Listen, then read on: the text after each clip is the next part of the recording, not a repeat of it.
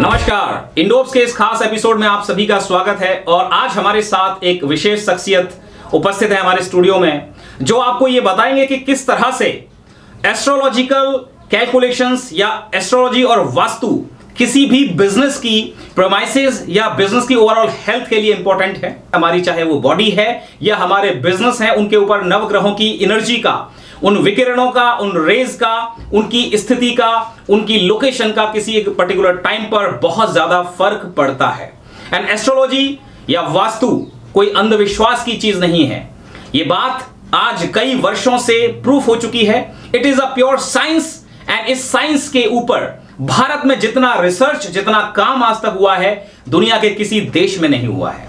और आज के इस दौर में जहां पर बहुत ज्यादा कंफ्यूजन, बहुत सारे माल प्रैक्टिसेस करने वाले लोगों के द्वारा, झोला छाप एस्ट्रोलॉजर ज्योतिषियों के द्वारा चलाए जा रहे हैं, वहीं पर कुछ लोग हैं जो चुनिंदा रूप से बहुत जेन्युइन तरीके से काम करके क्लाइंट का हित को प्रायोरिटी पर रखकर बिल्कुल ट्रांसपेरेंसी के साथ अपने क्लाइंट्स को वो राय दे रहे हैं, वो एडवाइस दे रहे हैं, जिनसे उनकी जिंदगी में, उनके बिजनेस में और उनकी हर तरह की परिस्थिति में सकारात्मक परिवर्तन आना तय है।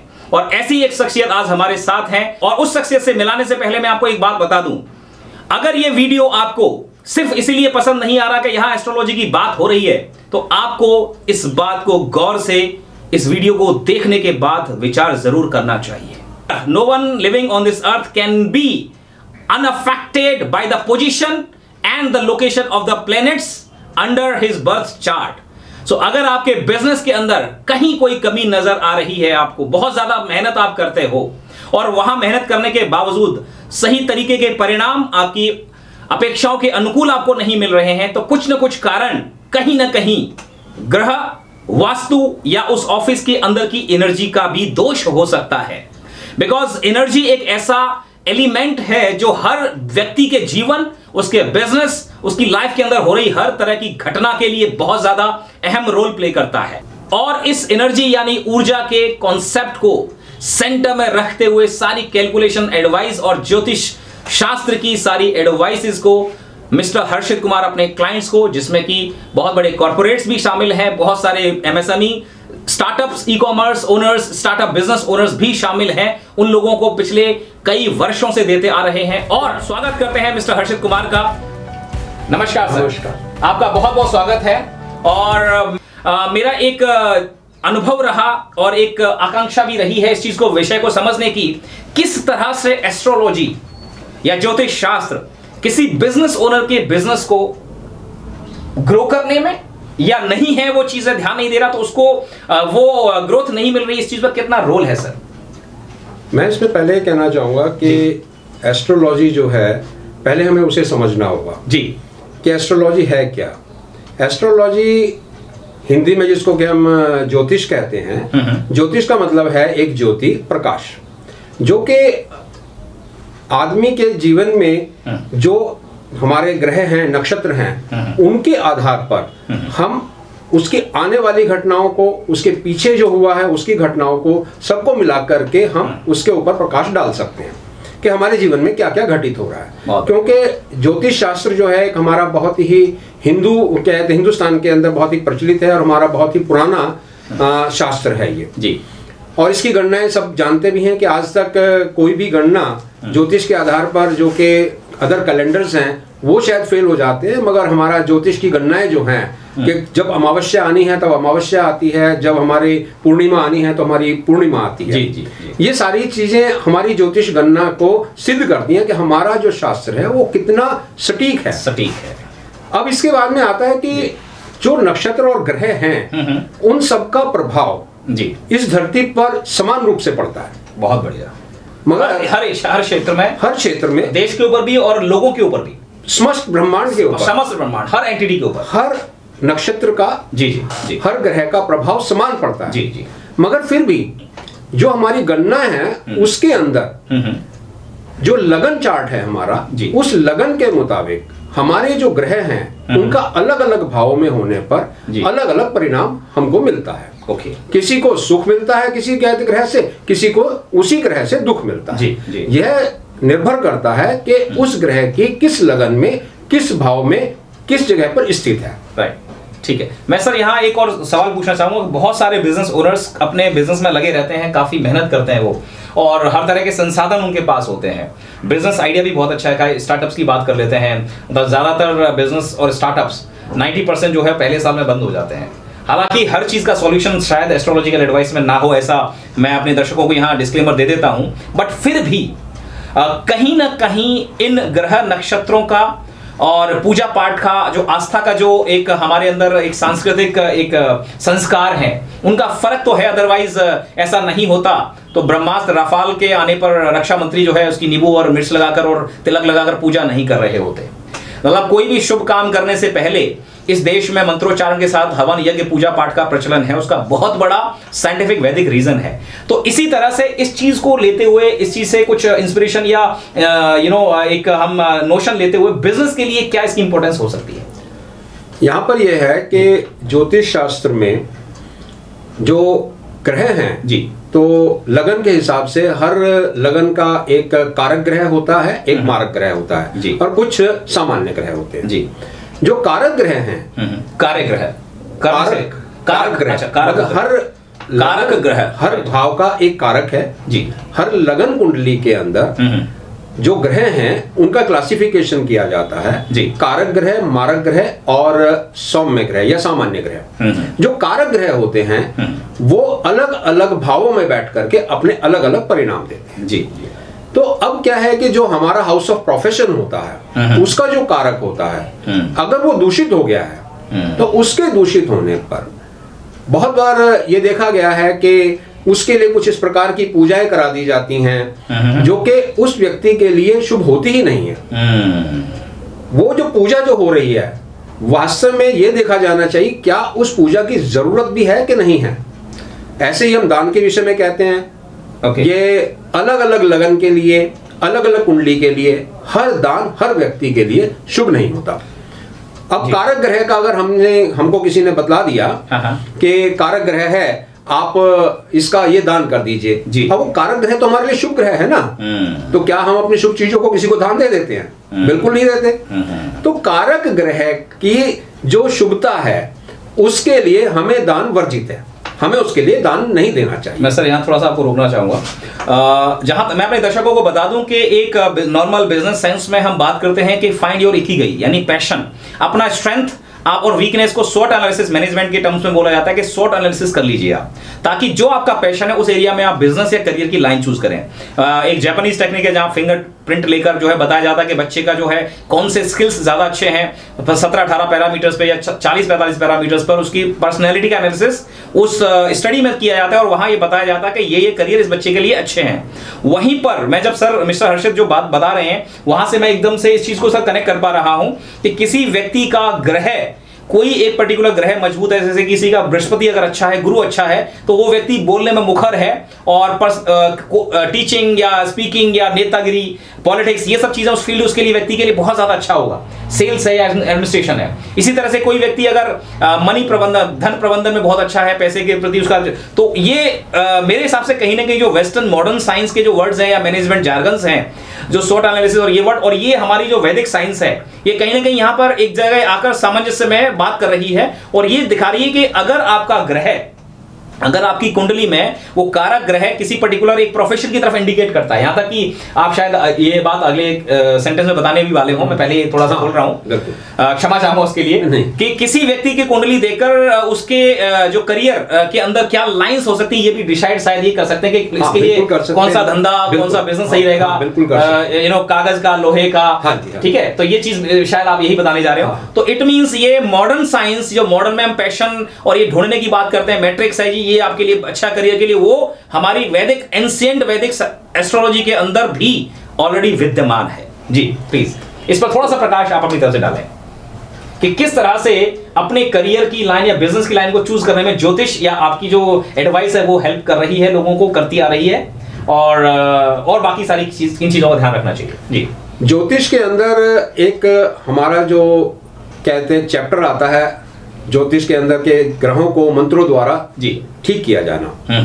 तो मंत्रा चांटिंग्स के बारे में बहुत बार बातें की जाती हैं, मगर इसमें भी एक ही चीज देखी गई कि क्या वो मंत्र आपके लिए चांट करना, उसका उच्चारण करना, जाप करना क्या आपके लिए शुभ है कि नहीं है? इसके लिए मेरे पास में एक अपना सिस्टम है जो कि बहुत ही कारगर है। बहुत बढ़िया। वो जो सिस्टम है वो बेस है फोनोलॉजी। फोनोलॉजी, स्वर विज्ञान, स्वर विज्ञान, PHONOLOGY। Yes, phonology. अब आप काफी इसको कम सुना है सर, ये वर्ड शायद सुना ही नहीं मेरे हिसाब से तो। ये बिल्कुल मेरा अपना नया कॉन्सेप्ट है जो कि मैंने देखा है। मेरा, हम सब के सब इस चीज को जानते हैं जी जी कि हिंदी वर्णमाला के जितने भी अक्षर हैं, आ, का, खा, गा, हर अक्षर का एक अपना कैरेक्टरिस्टिक है। एक मिनट सर, ओके, ठीक है। हर जी अक्षर का जी एक अपना कैरेक्टरिस्टिक है। Right right. वो जो कैरेक्टरिस्टिक है वो बताता है कि आपका वो अक्षर जब आपके किसी भी नाम में लग रहा है तो उसकी वो विशेषताएं बताएगा जी।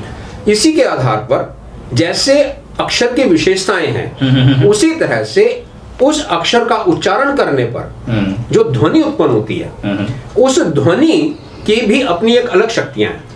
राइट। जिस तरह से ओम की ध्वनि या ओम का उच्चारण 6 मिनट के लिए कहने के लिए बोलते हैं तो उससे आपका कंठ नलिका और ये आपका जो है बिल्कुल अच्छा हो जाता है। बिल्कुल हो जाता है। तो आपके नाम को जब लोग बार बार बोलते हैं तो वो एनर्जी कुछ आपको नेगेटिव या पॉजिटिव मिल रही है उसकी वजह से। हाँ, मैं वही आपको आगे बताना चाहता हूँ। जी जी। तो जो इसके अंदर हमारा जो साउंड है जी, जो किसी अक्षर को बोलने से जो साउंड निकलती है उसकी एक अपनी ऊर्जा है, एक अपनी पावर है। आप इसी प्रकार से हमारे जो बीज अक्षर हैं जो कि हमारे वैदिक मंत्रों में आज तक हमेशा यूज होते आए हैं, ओम है, ह्रीम है, श्रीम है। अब जैसे बीज अक्षर, ओम, रीम, लीम, ये बहुत सारे अक्षर हैं, बीज अक्षर कहलाते हैं हमारे मंत्रों में। तो ये जो बीज अक्षर हैं इसमें जैसे कि ओम है, ओम को जो है प्राण अक्षर कहा गया है। प्राण अक्षर, ठीक है, इसीलिए ब्रह्मांड की ध्वनि है, ब्रह्मांड की ध्वनि है, इसको क्या कहते हैं ना, प्राण अक्षर कहा गया। प्राण अक्षर। इसी तरह श्रीम है, श्रीम जो है आपका सैल्यूटेशन के लिए काम आता है। ओके, ठीक है। और ह्रीम है, ह्रीम भी आपका सैल्यूटेशन के लिए काम आता है। तो इस प्रकार से जितने हमारे ये 20 अक्षर हैं इन सबका जब वैदिक मंत्रों में महत्व है तो उन्हीं अक्षरों से तो हमारा नाम भी बना है। बिल्कुल बिल्कुल, सेम उन्हीं अक्षरों से हमारा नाम बना संस्कृत से हिंदी डिराइव्ड है और उसी हिंदी अक्षरों में हम लोग नाम। इसका मतलब यह है कि अगर इन अक्षरों का, 20 अक्षरों का मंत्रों में महत्व है तो इनका महत्व हमारे नाम में भी है। बिल्कुल बिल्कुल। और हमारा नाम भी एक अक्षर से तो होता नहीं है। जी जी। हमारा नाम भी 4-5 अक्षरों से, 10 अक्षरों से मिलकर के बनता है। तो हमारा जो सिस्टम है वो ये कहता है कि जो collective sound of your name, कि आपका एक नाम फर्स्ट नेम है, उसके बाद सर नेम है, फिर उसके बाद में आपका सेकंड नेम है, इस तरह ही जो हमारे नाम के अलग अलग होते हैं उन सब की कलेक्टिव साउंड क्या वो शुभ है? ओके, ये है फोनोलॉजी का सिद्धांत बेसिकली। यही हमारा फोनोलॉजी का सिद्धांत है। Very good. यानी आपका जो नाम, मैं रीट्रेट कर देता हूं अपने दर्शकों के लिए, कि जो आपके नाम के अंदर जो अक्षर हैं, आप जिन अक्षरों से आपका नाम बना है मिलकर, उन अक्षरों के प्रोनाउंसिएशन यानी उसके उच्चारण करने से जो एक सम्मिलित स्वर बन रहा है, जो ध्वनि है, क्या वो ब्रह्मांड को पॉजिटिव संकेत आपकी तरफ से दे रही है, वो बोलने वाले की तरफ से दे रही है, जिनका असर आपके पास जो आ रहा है वो पॉजिटिव है या नेगेटिव, ये उस नाम के अक्षरों की बनावट या मिश्रण से चेक करना, उस पर स्टडी करना और उसको डिसाइड करना कि इसमें कौन से अक्षर रखने चाहिए, नहीं रखने चाहिए, यही है सारा फोनोलॉजी का क्रक्स और सोल। जी।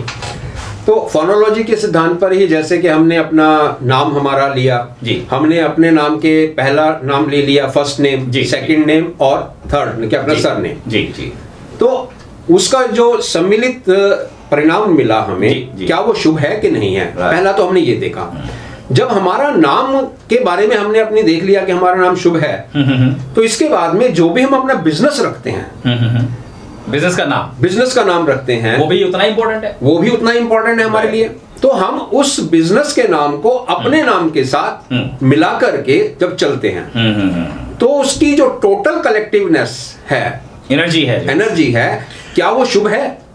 अगर वो शुभ है तो इसका मतलब हमारा बिजनेस चलेगा, उसमें चांसेस बढ़ जाते हैं, उसके चांसेस बढ़ जाते हैं, वो हमें कहते कम से कम नुकसान नहीं देगा उसमें, अगर वो शुभ है। अगर आपका नाम और आपके बिजनेस का नाम दोनों को मिला करके अगर वो जो साउंड है वो अगर अशुभ हो रही है तो वो आपको अशुभता ही देगा। Correct correct. उससे तो बिजनेस फिर ठप ही होगा। और मैंने बहुत बार ये देखा है कि लोगों से उनके नाम करेक्ट कराए हैं कि भाई देखिएगा आपका अपना नाम तो बहुत शुभ है, परंतु आपका जो बिजनेस है इसका नाम शुभ नहीं है। राइट, बहुत बढ़िया। दोनों जगह पर कि आपका नाम भी शुभ है मगर बिजनेस का नाम भी शुभ है। सर आपकी जो आप बात बता रहे हैं उसमें एक स्टोरी मुझे थोड़ा सा जहन में याद आ रही है कि पुरानी कोई कहानी है कि लोग जो है कबीले के, बड़े पुराने जमाने में जो कबीले में किसी जंगल में पेड़ को सुखाना होता था तो जाकर उसको जो है कर्कश गालियां देते थे वो, और जो मतलब वो जो शब्दों की जो ध्वनि है उस पेड़ को निर्जीव कर देती है और कुछ दिनों बाद वो सूख जाता था। तो यानी, और इसके ऊपर काफी थेरेपी भी है कि अगर एक पानी का गिलास रखकर उसमें मंत्रोच्चारण वाले रूम में वो गिलास रखा हुआ तो उसको पीने से आपको जो एनर्जी मिलेगी वो बजाय किसी की निंदा करते हुए जो पानी सुन रहा है, यानी वो उसका भी एक अपना एनर्जी ले रहा है, वो अगर आप पियोगे तो आपके अंदर नेगेटिविटी आएगी, यानी बिकॉज जैसा खाओगे अन्न वैसा रहेगा, मन वाली बात। तो बेसिकली वो ये क्या कि एनर्जी, तो यहाँ सारा जो सार है वो एनर्जी का है। तो इसका मतलब ये हुआ कि जो आपके कस्टमर हैं अगर आपका नाम और उस बिजनेस का नाम बार बार ले रहे हैं और उस बिजनेस का नाम अगर वो एक अच्छा उच्चारण या अच्छी एनर्जी जो है वो ब्रह्मांड में नहीं छोड़ रही तो इसका मतलब वो पुल बैक कर सकता है उसको, यानी नीचे ले जा सकता है, बिल्कुल ला सकता है जिस तरह से। तो ये बेसिकली यहाँ मैचिंग है, बेसिकली सारा खेल जो आप कह रहे हो सर। और तो लोग जो कहते हैं न्यूमरोलॉजी के अंदर नाम चेंज करते हैं, सुनील में SUNIL के साथ में EE लगा लेते हैं, तो ये बेसिकली ये न्यूमरोलॉजी कहते हैं अपने आप को। इज इट उन्होंने देखिए अपना अपना सिस्टम है लोगों का करने का, मगर हमने जो अपना सिस्टम देखा वो हमने फोनोलॉजी के ऊपर देखा, क्योंकि फोनोलॉजी का मकसद एक सिद्धांत जो है वो ये है कि सिर्फ जो आवाज है जब हम किसी चीज को बोलते हैं ये प्रभावित जो ऊर्जा है, स्वर की जो ऊर्जा है वो सिर्फ कहते हैं ह्यूमन बीइंग को ही प्रभावित नहीं करती, राइट। वो आवाज जो है आपके जानवरों को भी प्रभावित करती है, जानवरों को, पेड़ों को भी करती है, हमारे पूरे ब्रह्मांड को वो प्रभावित करती है, क्योंकि कहते हैं एक सिद्धांत है एनर्जी नेवर डाइज। कहा जाता है कि कुरुक्षेत्र के मैदान में अभी भी महाभारत की जो है वो ध्वनि अभी भी सुनी जाती है, जमीन में से निकाली। हाँ जी, राइट। तो जब कहते हैं एनर्जी कभी भी कहते खत्म नहीं होती है जी, तो इसका बहुत छोटा सा एग्जांपल मैं आपको देना चाहूंगा यहाँ पर कि हम लोग घर के अंदर कहते हैं रास्ते में जा रहे होते हैं, हमें कोई गाय मिल जाती है और वो गाय को हम बुलाना चाहते हैं तो हम कुछ नहीं कर रहे हैं, गाय को कोई अक्षर ज्ञान नहीं है जी, हम उसको एक कहते हैं एक साउंड निकालते हैं, आओ आओ आओ, गाय उसको रेस्पॉन्ड करती है, ठीक है। और वही गाय अगर हमको मारने को आती है तो हम एक साउंड एनर्जी कहते करते हैं हट हट हट, तो उस ध्वनि को सुन करके जो गाय है वो पीछे हट जाती है। बिल्कुल सही बात। तो इसका मतलब क्या है कि प्रभाव अक्षरों में नहीं है, उस ध्वनि में है, उस ध्वनि में है जिस ध्वनि से बोली जा रही है। तो हमारे नाम की भी एक ध्वनि है, उस ध्वनि का जो कलेक्टिव जो साउंड का इफेक्ट है क्या वो शुभ है? और वही सिद्धांत हम अपने दिनचर्या में अपने रोजमर्रा के उसमें हम लगाते हैं तो हम कहते हैं उसके लिए बड़ा शुभ पाते हैं। बहुत बढ़िया सर। ये मतलब इट मीन्स ये हुआ कि कोई भी व्यक्ति जो अपना बिजनेस स्टार्ट कर रहा है जिसके बिजनेस में ग्रोथ नहीं हो रही है, वहाँ कहीं ना कहीं ये पॉइंट बिल्कुल definitely as a business coach मैं जब अपने लोगों को एडवाइस करता हूँ वहाँ भी हम लोग कहते हैं कि नाम का बहुत फर्क पड़ता है, मतलब नाम में बहुत कुछ है। तो एक रीजन जो है, बहुत बड़ा रीजन आपकी फोनोलॉजी का सिद्धांत ये नजर आ गया कि it also plays a role कि वो जो नाम बोला जा रहा है तो बोलते समय किस तरह की एनर्जी और कितनी आसानी से बेसिकली लोगों की जुबान पर चढ़ सकता है। और जुबान पर चढ़ने का मतलब है बेसिकली ऑटोमेटिकली वो एनर्जी का फील्ड जितना अच्छा और सकारात्मक निकलेगा उतनी आसानी से वो बोला जाएगा। कुछ नाम ऐसे होते हैं जो कि लोग बड़े टेढ़े मेढ़े नाम रख लेते हैं अपने बिजनेस के, फिर वो स्ट्रगल कर रहे होते हैं। बिल्कुल। मतलब मैं इसमें क्लासिक एग्जांपल जो लोगों को मैं देता हूँ वो shine.com है। अब वो shine.com एक जॉब पोर्टल है जिसको naukri.com या टाइम जॉब के कंपैरिजन में उतारा गया, लेकिन वो उतना शाइन नहीं कर पाया। अब पता नहीं कि वो क्या है कि क्योंकि जॉब मार्केट के लिए नौकरी से बड़ा कोई नाम तो मुझे समझ में नहीं आता। स्वाभाविक नाम है जी। मैं एक बहुत छोटी सी बात बताना चाहूंगा इसमें कि जब हमने अपना ये कंप्यूटराइज प्रोग्राम अपना एक बनाया हुआ है हमने इसके लिए, तो हमने एक बार इसके ऊपर देखा कि रतन टाटा जी की जो अपनी छोटी सी उन्होंने नैनो लाए थे, बड़ी लुक्रेटिव थी। राइट, बिल्कुल ठीक है। ठीक है। हाँ।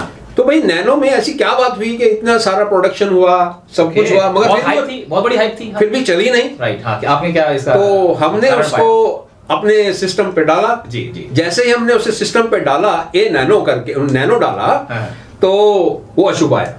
ओके। नैनो की जो नाम है वही छोटा है, नाम वही है, छोटा है, बहुत बड़ी कंपनी है, इतना बड़ा बिजनेस करती है, नैनो इज अ सूक्ष्म बिल्कुल जो, मगर उसका एक छोटा सा प्रोडक्ट नैनो सिर्फ नाम के कारण नहीं चल पाया। देखिए सबसे बड़ा सिद्धांत हमने अपने इसका ये पाया। सर इसमें कुछ पढ़े लिखे लोग जो इस वीडियो को देख रहे हैं, बड़े तार्किक जो है वो अपना सिद्धांतों के तौर पर इसको कहेंगे, नकारने की कोशिश करेंगे, नहीं जी इसका ये रीजन हुआ, उसके लिए आप क्या मैसेज देना चाहेंगे? मतलब इस चीज में बहुत सारे लोग इस चीज पर भरोसा नहीं करते, विश्वास नहीं करते हैं, उनके लिए क्या मैसेज देना चाहेंगे? नहीं, इसमें मैसेज देखिए, ये तो अपने अपने विश्वास की बात है। पहली बात तो हम ये कहेंगे कि जो भी ये चीजें हैं सब अपने विश्वास की बातें हैं जी। मगर व्यक्ति विश्वास तब करता है जब वो वास्तव में परेशानी में आता है। एक्चुअली वास्तव तो अच्छे समय में यही है, अच्छे समय में कोई भगवान को भी याद नहीं। और यही देखा गया है कि एक आदमी जैसे कि अपना कोई भी नाम लेता है जी, उसी तरह उसी के नाम के 3-4 लोग हो सकते हैं। मान लीजिएगा कि किसी व्यक्ति का नाम नरेंद्र है तो वो नरेंद्र नाम के 4-5 व्यक्ति हो सकते हैं, मगर सबका भविष्य भी अलग अलग है, सब लोग अलग अलग हिसाब से, अलग अलग ग्रहों की स्थिति में वो पैदा हुए थे। अब इसके साथ में हम अपने सिस्टम को साथ में ज्योतिष के साथ जोड़ करके भी देखते हैं कि उस व्यक्ति का ज्योतिष के हिसाब से उसकी कुंडली क्या कहती है। क्या उसकी कुंडली इस प्रकार की है कि उसके जो ग्रह हैं या उसकी जो ग्रह दशा है क्या उसके लिए इस समय पर शुभ है या अशुभ है, यानी और उसके साथ ही हम अपनी इस कहते उससे कि जो उसका नाम है जिसमें जिस कहते नक्षत्र में उसका जन्म हुआ है, क्या उस नक्षत्र के पहले अक्षर से उसका नाम रखा गया है कि नहीं रखा गया। तो इनका एक सारा का सारा कलेक्टिव सिस्टम है, वो सब चेक करने के वो हम सब चेक करने के बाद ही। तो you have your own software or something क्या डेवलप किया सर? हाँ, ये मेरा फोनोलॉजी का मेरा अपना एक सॉफ्टवेयर है जो कि नॉर्मली खेलते खेलते में हमने बना लिया था। अच्छा। मगर आज वो बिल्कुल कारगर सिद्ध होता है। राइट, ठीक है सर। इस मैं एक पर्सनल आपसे सवाल पूछना चाहूंगा वीडियो में चलते हुए कि ये बेसिकली आप मतलब कब से हैं इस लाइन में और किस तरह से आपका इंटरेस्ट इस लाइन में आया? देखिएगा कि मैं इस लाइन में जो स्टार्टअप हुआ मेरा जी, वो 91 में हुआ। 91? हाँ, तो आज से लगभग 29 साल पहले। 29 साल पहले आप कह सकते हैं। 30 हो गए। हाँ, उस समय मैंने भी अपनी एक फैक्ट्री लगाई थी। ओके। और मुझे एस्ट्रोलॉजी और इनके विषय में कोई ज्ञान नहीं। अच्छा, मैं कुछ नहीं जानता। किस चीज की फैक्ट्री थी? मेरी एक स्टेशनरी मैन्युफैक्चरिंग फैक्ट्री लगाई थी। ठीक है, राइट। तो मगर जब एक बार नुकसान हो जाता है तो हमने फिर काफी लोग ज्योतिषों से बात किया, देखा, मगर फिर हमें कुछ नहीं मिला। फिर हमने देखा कि यार ये ज्योतिष क्या है, हम इसको खुद क्यों नहीं सीख सकते। तो बस उस समय पर एक लगन लग गई और फिर हमने अपना ज्योतिष को कहते धीरे धीरे सीखना शुरू कर दिया। एक कभी जो सज्जन थे हमारे साथ में वो अब नहीं रहे, वो कहते हैं हमारे साथ में जो थे वो बहुत ही बुजुर्ग थे और उनसे हमें ये सारा का सारा ज्ञान, आपके गुरु, तो मैं उनको गुरु ही मानता हूँ एक तरह से। तो उनसे हमें ये चीजें मिली। तो उन्होंने बहुत सारे हमें टिप्स दिए, उन्होंने ही फोनोलॉजी के विषय में हमसे बतलाया। तो उसको हम एक साथ लेकर के, इसलिए एस्ट्रोलॉजी फोनोलॉजी को लेकर के हम एक साथ चल रहे हैं। और फोनोलॉजी की बहुत ही ज्वलंत एग्जाम्पल मैं आपको देना चाहूँगा। वो है हमारा के अपने स्वामी विवेकानंद जी का। स्वामी विवेकानंद जी का अगर सबको याद हो तो नाम नरेंद्र था पहले। नरेंद्र था, बिल्कुल, ठीक है। मगर जब तक उनका नाम नरेंद्र चला तो उन्हें कोई पूछता नहीं था। अब अचानक से उनके नाम के आगे स्वामी लग गया, तो स्वामी नरेंद्र। Okay okay. तो एक उनके जीवन में अचानक से परिवर्तन आना शुरू हो गया और उनकी बातों को सुना जाने लगा, लोग उनके ऊपर ध्यान देने लगे, लोग उनकी ओर आकर्षित होने लगे। तो क्या यही कारण है कि दिलीप कुमार, यूसुफ खान से दिलीप कुमार बने? हाँ बिल्कुल। राजेश खान, अक्षय कुमार जो है राजीव भाटिया से अक्षय कुमार बने। हाँ, उन्होंने क्या सिद्धांत अपनाया, मगर वास्तविकता यही है कि उन नाम का फर्क पड़ता है, अपने नाम का फर्क पड़ता है। तभी बेसिकली जो नामों को सोच समझ कर रखा जाता है। हाँ, इसीलिए क्या बाद में स्वामी नरेंद्र से स्वामी विवेकानंद जी बन गए। तो उसके बाद तो आपको मालूम है कि वो हाइट्स पे थे। इसी प्रकार से नेपोलियन बोनापार्ट को सब जानते हैं। जी जी जी जी। नेपोलियन देश पे देश जीतता जा रहा था। जब बिल्कुल कहते हैं अपना चरम पर था, शिखर पर था, उस समय पर उसने अपने एक नाम में थोड़ा सा बदलाव कर दिया। ओके। तो उसके जहां पर जो कहते हैं विशेषज्ञ थे, जो इस चीज को जानते थे, इस ज्ञान को, उन्होंने उनको मना किया। ओके। मगर उन्होंने ये चीजें हाँ थी। बिल्कुल बिल्कुल। ओके। हर कहते हैं क्षेत्र में है, हर एक देश के ऊपर तो फ्रांस में भी सर ये चीजें चलती थी? बिल्कुल, पूरे विदेश में अलग अलग तरीके से इस तरह की चीजों को मान्यता दी जाती है, मेरा ये मानना है जी। अब इसके बाद नेपोलियन जो है उसकी चेंज करने के बाद में उनका ग्राफ नीचे आ गया। ओके, और आप फिर जानते हैं कि उनका क्या हश्र हुआ।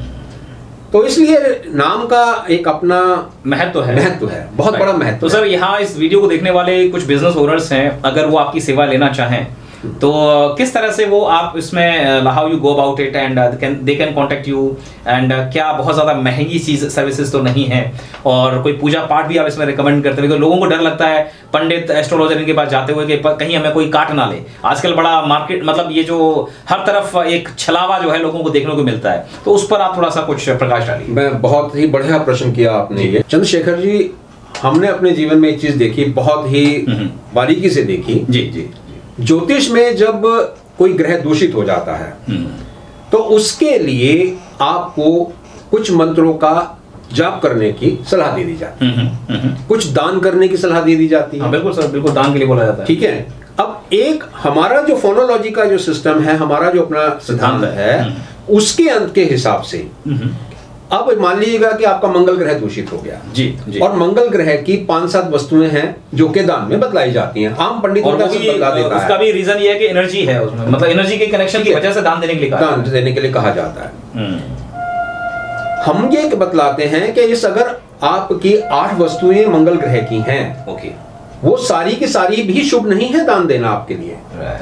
उसमें से कौन सी वस्तु है 7 या 8 में से आपके नाम के हिसाब से हम उसको जोड़ करके देखते हैं कि कौन सी वस्तु उन 8 में से भी 1, 2, 3 जो है, सिर्फ आप उसी का दान दीजिए। बेसिकली काफी डीप में जाकर, डिटेल में जाकर आप उस चीज को एनालिसिस करने के बाद में ही रिकमेंडेशन। बिल्कुल, इट्स नॉट के कोई जेनेरिकली ये नहीं। बिल्कुल, इट मींस ये बहुत सूक्ष्म विज्ञान के तरीके से आप लोग काम कर रहे हैं कि किसी व्यक्ति की जन्म कुंडली, उसकी ग्रह नक्षत्रों की दशा और नाम का जो फोनेटिक साउंड है उसको मैच करके फिर आप उसमें या तो बदलाव लाएं और जो दान देने के लिए बात करें। बिकॉज दान का मतलब मैं जहां समझ पा रहा हूं, एनर्जी की अगर हम बात कर रहे हैं कि कोई व्यक्ति जिसका एक पर्टिकुलर ग्रह नक्षत्र का हिसाब से जन्म कुंडली है, तो वो उस ग्रह को मजबूत करने के लिए वो चीज अपने हाथ से दान दे दे, यानी दे दे तो वो एनर्जी निकल गई तो उसके हाथ में पॉजिटिव आ जाएगा। इसलिए दान, यही दान का महत्व है। वो कहते हैं पूरा नक्षत्र ग्रह वगैरह सब देख करके बताया जाता है कि आपको किस चीज का दान किस समय पर देना है। ये भी नहीं कि आपने जब देखा तब उठा करके दान दे दिया। अरे वाह, ठीक है। सो देखिए दान के ऊपर भी कितनी बड़ी मतलब मैं ये